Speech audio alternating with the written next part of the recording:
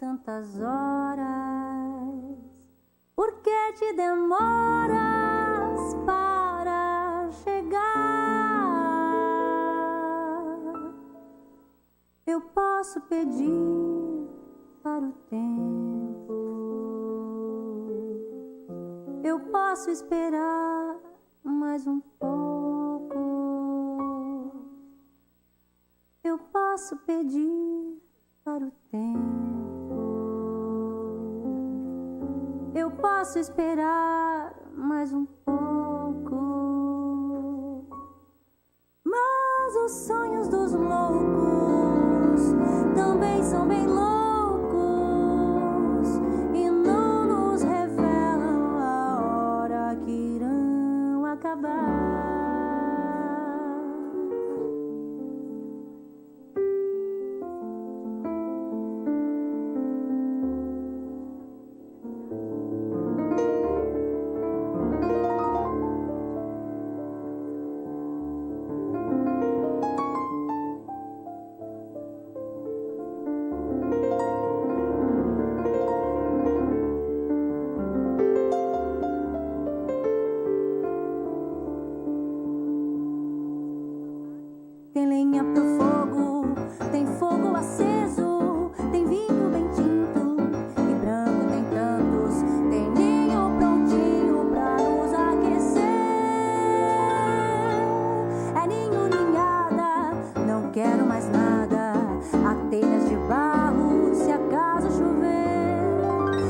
Tem flores, a casa te espera nas cores mais lindas, é a casa que há.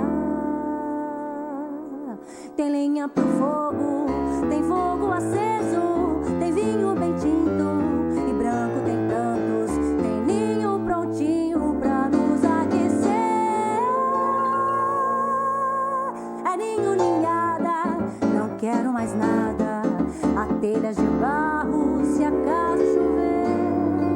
A sala tem flores, a casa te espera nas cores mais lindas, é a casa que há. Como a primavera, felicidade virá.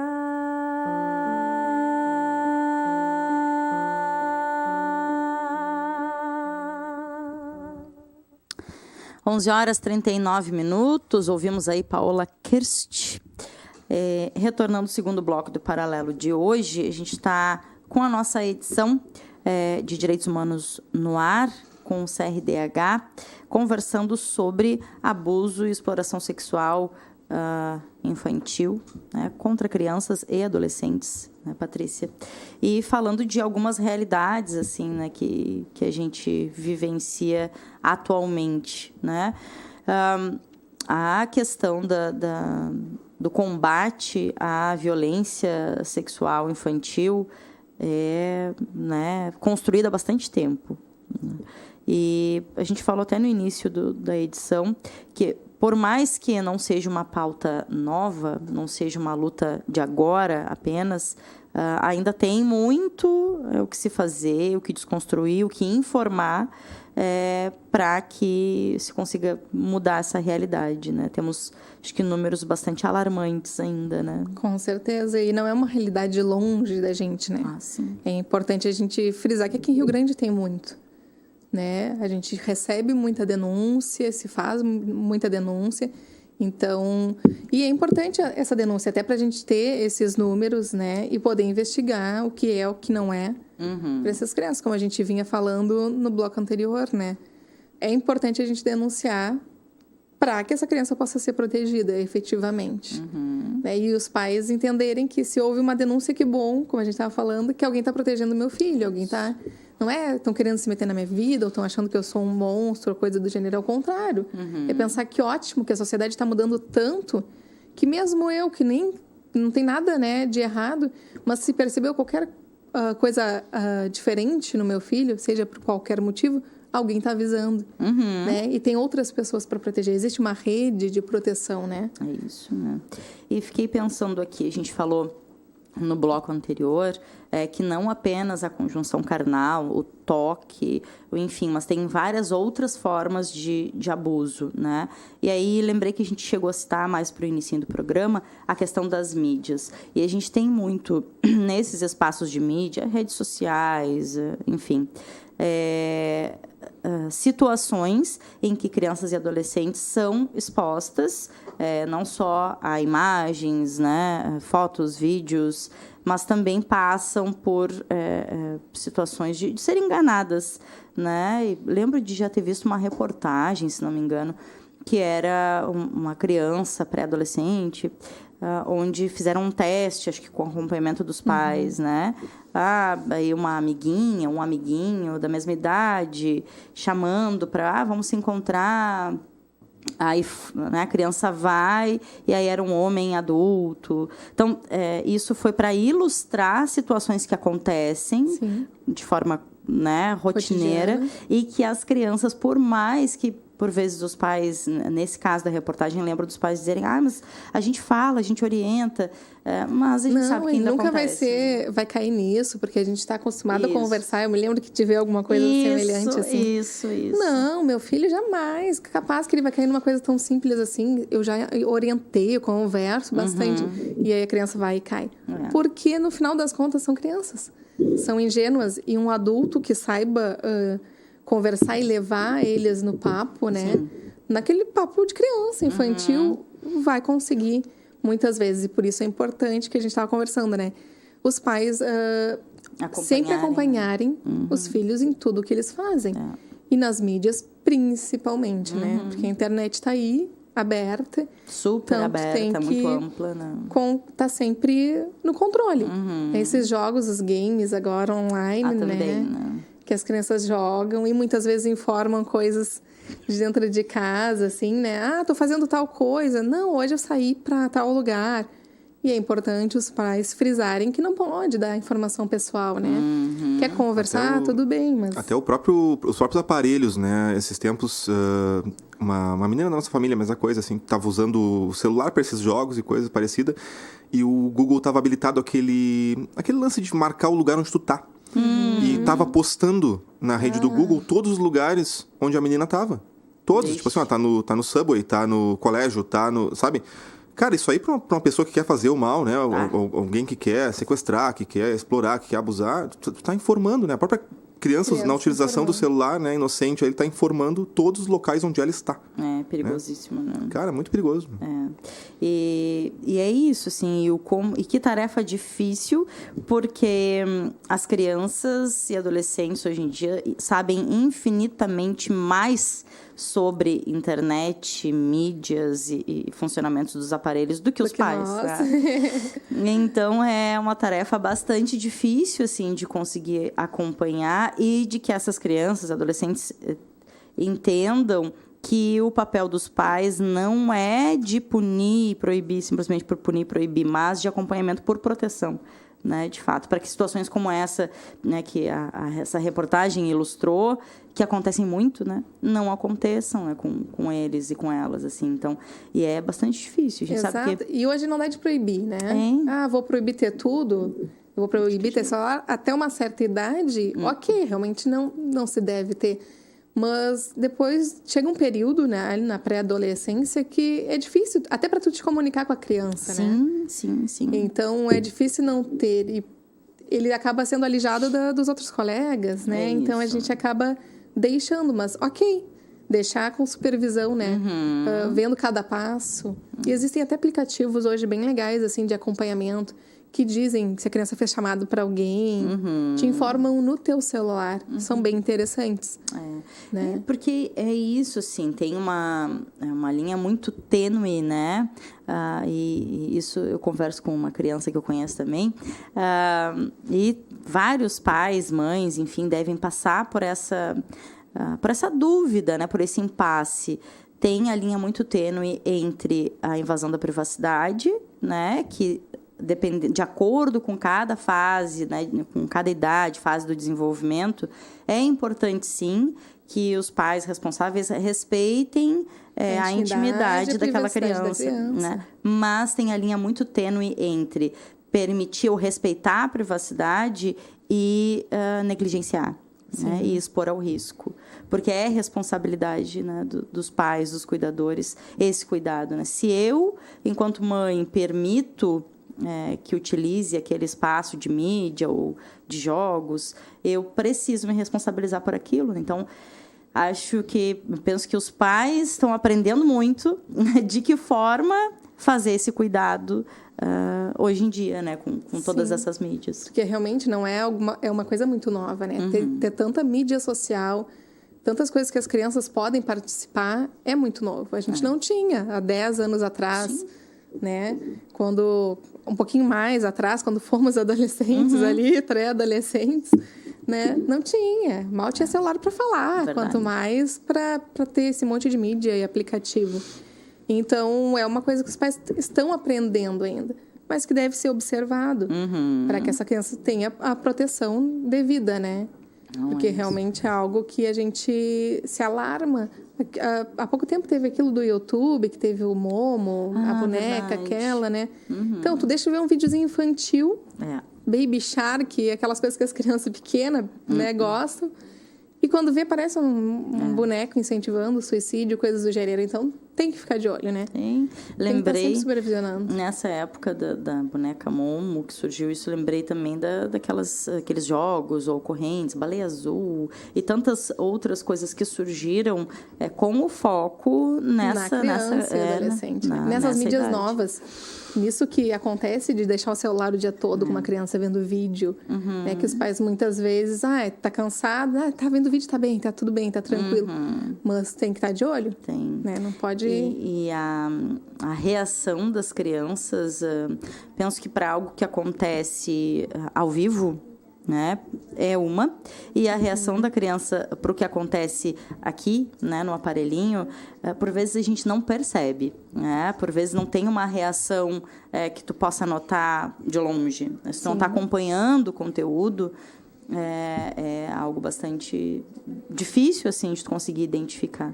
Então, é isso, assim, super concordo e reforço nessa necessidade de estar sempre dentro do possível, né, mas está sempre acompanhando o que está sendo visto, que mídias que aquele adolescente, aquela criança, dependendo da idade, né, pode ou não mexer. E falando em mídias, Patrícia, lembrei agora, né, da grande polêmica, e lembrei porque passo por essa situação também, vários pais e mães, né?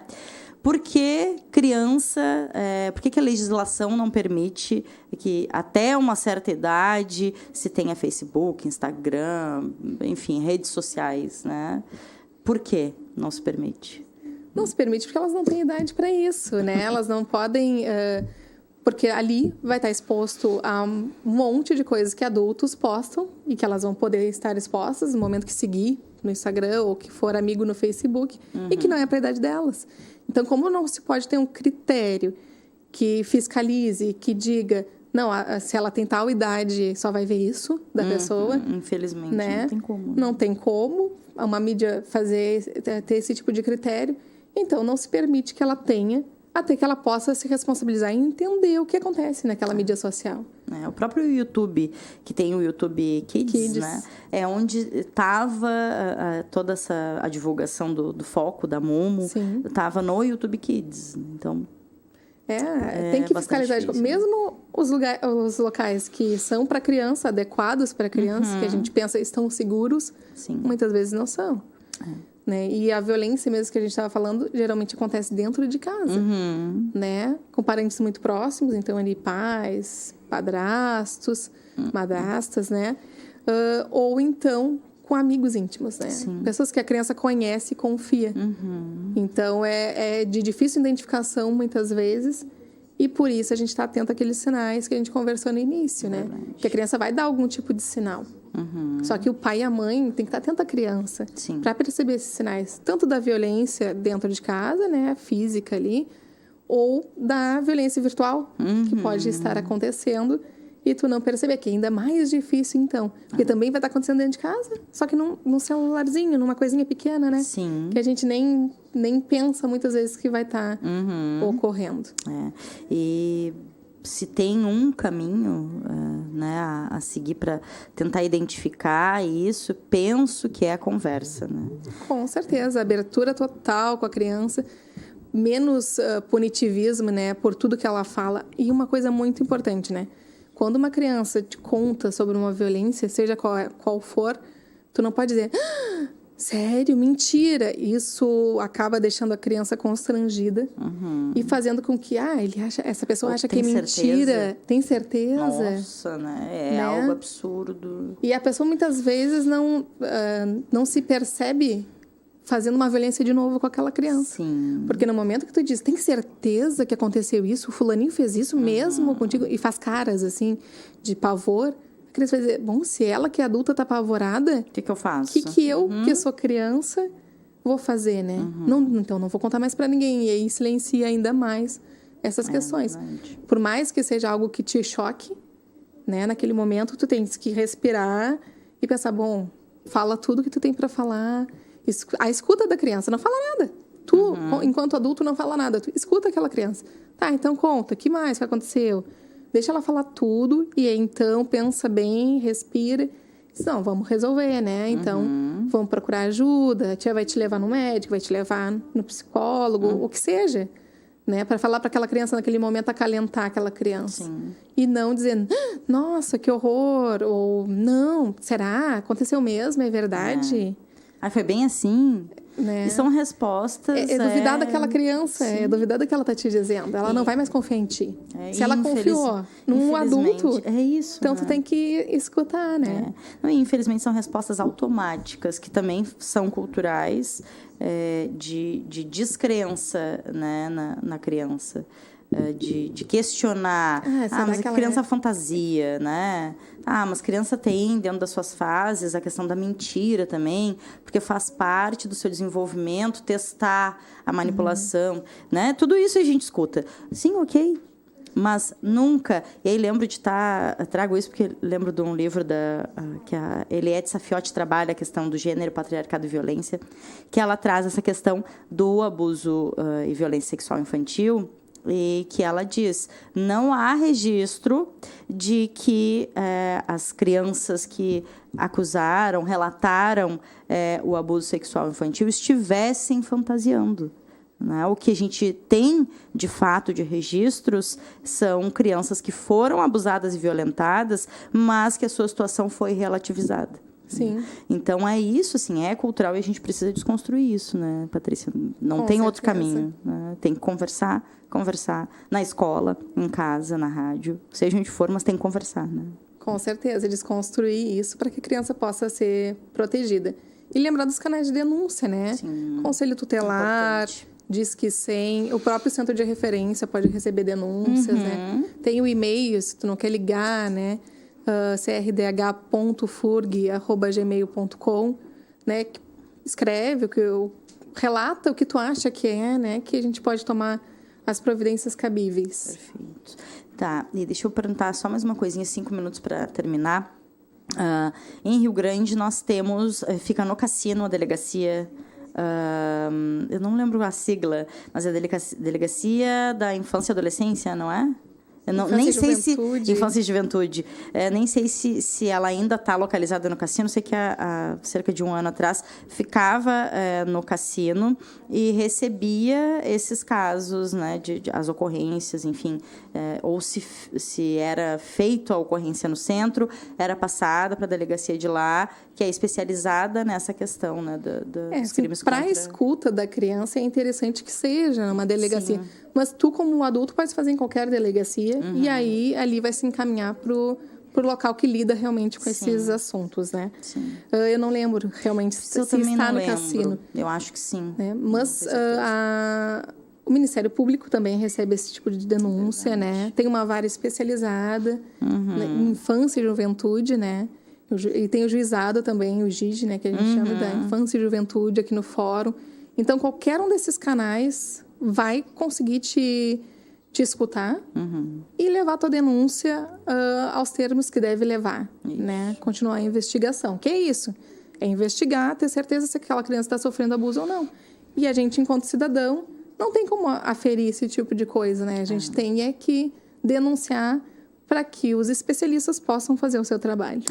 E lembrar sempre, eu leio para o Rafa, lembrei que o Rafa, na formação dele do direito, fez no seu TCC a questão do depoimento sem dano, né? Da não revitimização. E aí lembrei também agora, quando a Patrícia falou, quando a criança contar pra gente algo, criança, adolescente, a gente cuidar a forma como vai reagir. E é difícil, mas não ficar... vó, sabia que ela me contou isso, isso, isso? Ou vô, ou tio. Porque aí, daqui a pouco, a criança percebe que toda a família está sabendo algo que ela contou só para ti. Sim. Né? Em sigilo, em confiança. Então, a gente precisa ter esses cuidados. É difícil, bastante difícil, né? Nessas situações assim, penso que não só a criança, mas a família toda passa por uma situação de trauma. Mas o foco é a criança, o adolescente, a gente precisa aprender a lidar, né, Rafa? Essa questão da revitimização, na tua pesquisa, tu viu bastante, assim, como é que funciona essa situação, né? Sim. O foco tem que ser totalmente a proteção da criança, sempre, né? O foco principal. E crianças e adolescentes que às vezes acabam deixando de falar, até como a Patrícia disse, não confia mais em ti para situações que venham a acontecer de novo, se sente exposta e violentada de novo, né? Então, e muitas vezes essas situações ocorrem de novo e ela vai precisar contar para alguém. E não vai conseguir contar para... E não vai conseguir contar para ti. Aqui em Rio Grande até a gente estava com... Eu não averiguei mais, não sei se está instalado, mas estava para instalar, né, aquela câmera de geyser que chama, né, com todo o procedimento com câmeras e microfones para tu fazer a tomada fazer a oitiva da criança com um profissional especializado, né? Seja assistente social ou psicólogo, acompanhando ali, uma sala separada da pessoa que está sendo acusada do abuso, né? Então, mas eu não sei se realmente está sendo utilizado. Eu acredito que sim, que tenha sido utilizado. E o Rio Grande do Sul é pioneiro, né? Foi pioneiro nessa pesquisa do depoimento sem dano e na aplicação dessa forma de tomar, né, o depoimento das crianças que foram vítimas aí de abuso sexual, de violência sexual. Porque acontece, né? A criança vai e relata para alguém próximo ou na escola. Aí a criança, não sei se funciona assim, mas por vezes é tomado depoimento numa delegacia ou, enfim, alguém que vá conduzir uma denúncia, um processo, pergunta, e aí, né, quantas vezes essa criança ou adolescente precisa ser ouvida e vai passar pela situação de violência todas as vezes que precisar repetir aquilo que aconteceu, né? Então, é de extrema importância, assim, que não só o familiar ou a pessoa próxima esteja minimamente preparado para lidar, as escolas também, que são, eu penso que lugares fundamentais para isso, assim, né? Mas também os dispositivos. Né? Dependendo do crime, da violência em si, às vezes a revitimização, o processo da revitimização pode, às vezes, ser mais danoso psicologicamente do que a primeira violência que ela sofreu. Exatamente. Porque está sendo praticada por pessoas que muitas vezes a criança teria como confiança, né? Gente que ela acharia que não iria causar esse vexame para ela, né? Essa situação vexatória e vai causar uma violência psicológica que por vezes pode ter um dano maior ou mais extenso do que a primeira violência que ela sofreu. Vamos aprendendo, né? Olha aqui, 12:30 em ponto. Patrícia, tu quer finalizar com alguma fala, reforçar contatos? Não, acho que é isso, né? O centro de referência agora está na rua Luiz Loreia, 261, ali no EMAG, né? Que é o escritório modelo da FURG. Nós não estamos atendendo todos os dias, mas fica uma agenda lá embaixo de atendimento para as pessoas. Então, os mesmos atendimentos. Temos atendimento jurídico, psicológico e de assistência social. Então, a pessoa pode marcar lá embaixo e a gente vai ter as datas de atendimento para recebê-la. O e-mail da FURG, né, do Centro de Referência, que é crdh.furg@gmail.com. Pode entrar em contato, receber denúncias, né? Então, esses canais de denúncia, né? Disque 100 também. Conselho Tutelar, que agora de cabeça não vou lembrar o número, mas qualquer pesquisa na internet tu acha, né? Sim. Então, canais de denúncia, a gente proteger nossas crianças e adolescentes, né? Que eles cresçam de forma saudável e possam transformar nossa sociedade naquilo que a gente vem lutando tanto para que ela se transforme. Uma sociedade mais justa, melhor, né? Em que as crianças sejam realmente protegidas, em que tenha espaço para fala, que as pessoas possam conversar e debater todos os assuntos livremente. Que seja, né? Patrícia, muito obrigada, tá? Nosso agradecimento pela participação sempre do CRDH e por temas tão importantes. Essa edição do Paralelo, ela reprisa hoje às 23 horas, às 11 da noite, no canal 15 da NET e também pelo site da universidade, www.furg.br. E a gente volta ao vivo amanhã, às 11 horas da manhã. Até lá.